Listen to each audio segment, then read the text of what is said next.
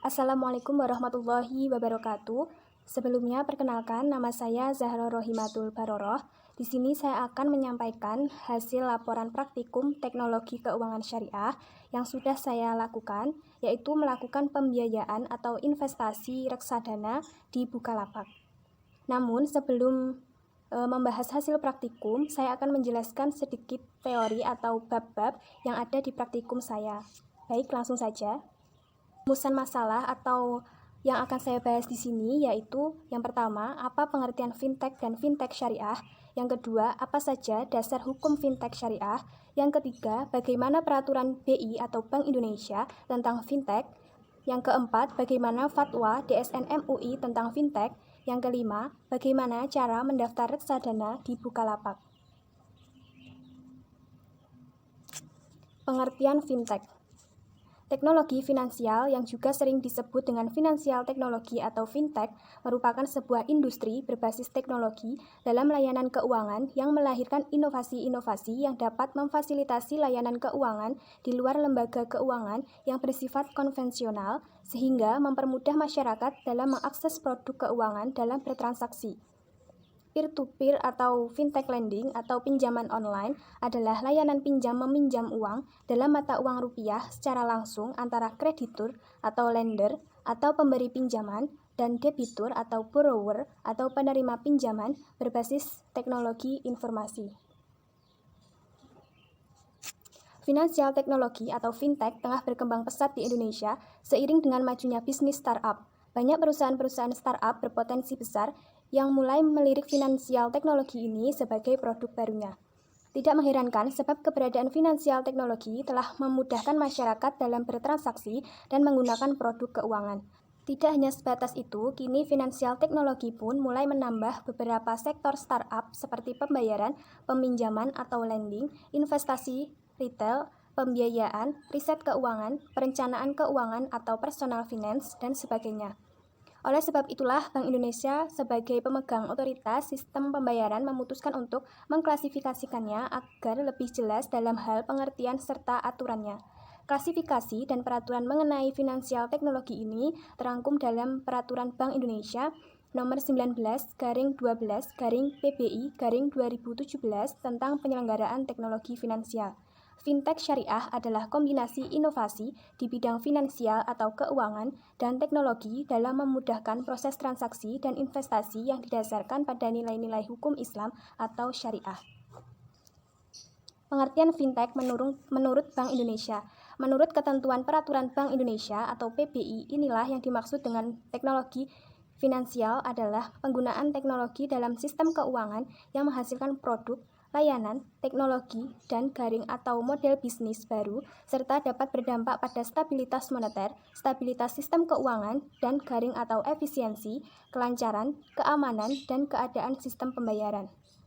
Investor yang menyuntikkan dana untuk industri fintech yang terdiri dari berbagai startup dalam tahap perkembangan menginginkan jaminan hukum bahwa industri ini legal berdasarkan regulasi terkait, dan berbagai produk fintech membutuhkan pengakuan dari regulator untuk mendapatkan kepercayaan dari pengguna fintech dalam hal perlindungan konsumen.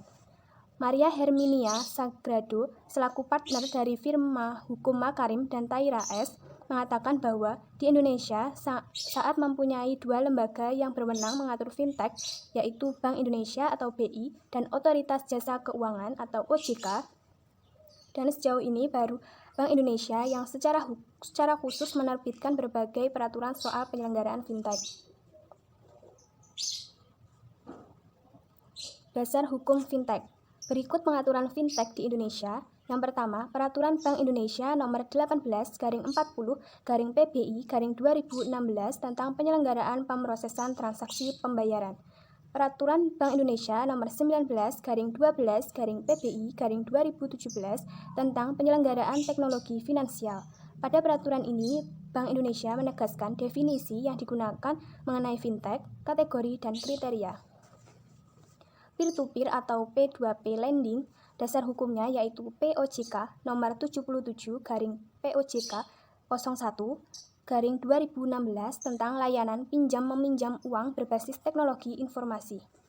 Payung hukum fintech syariah juga berdasarkan Peraturan Otoritas Jasa Keuangan atau POJK Nomor 77 Tahun 2016 tentang layanan pinjam-meminjam uang berbasis teknologi informasi. Aturan ini memang mengatur secara umum setiap jenis fintech peer-to-peer seperti fintech syariah dan konvensional. Namun, fintech syariah juga mengacu Fatwa Dewan Syariah Nasional Majelis Ulama Indonesia atau DSN MUI nomor 117/2018 tentang layanan pembiayaan berbasis teknologi informasi berdasarkan prinsip syariah.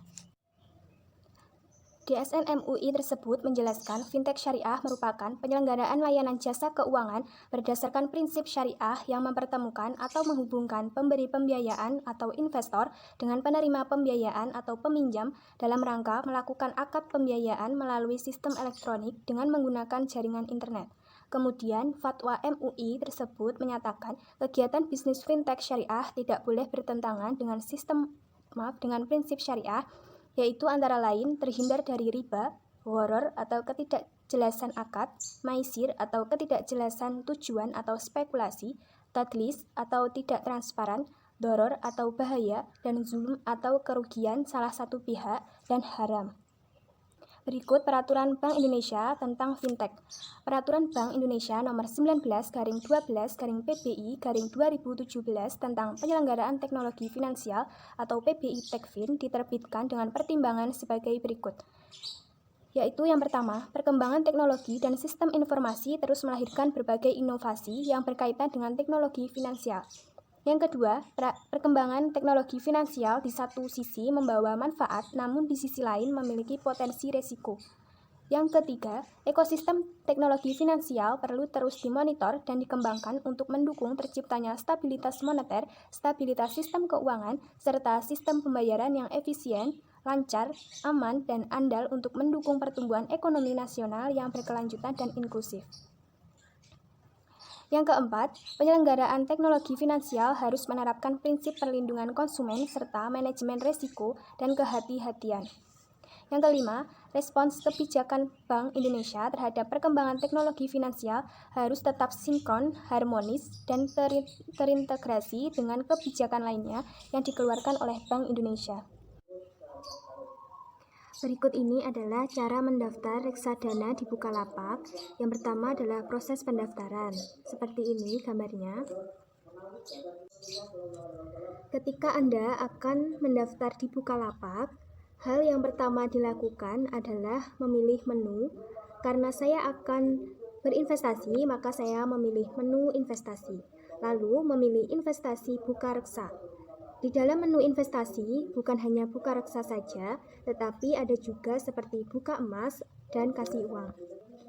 Kemudian setelah memilih, Anda akan disuruh mengisi data berupa info pribadi seperti nomor HP, nomor KTP, pendidikan terakhir, penghasilan per bulan, sumber dana investasi, kemudian info keuangan seperti memasukkan dokumen identitas, berupa foto eKTP dan tanda tangan, dan info akun bank seperti nama bank, nama pemilik rekening, nomor rekening, dan juga cabang bank.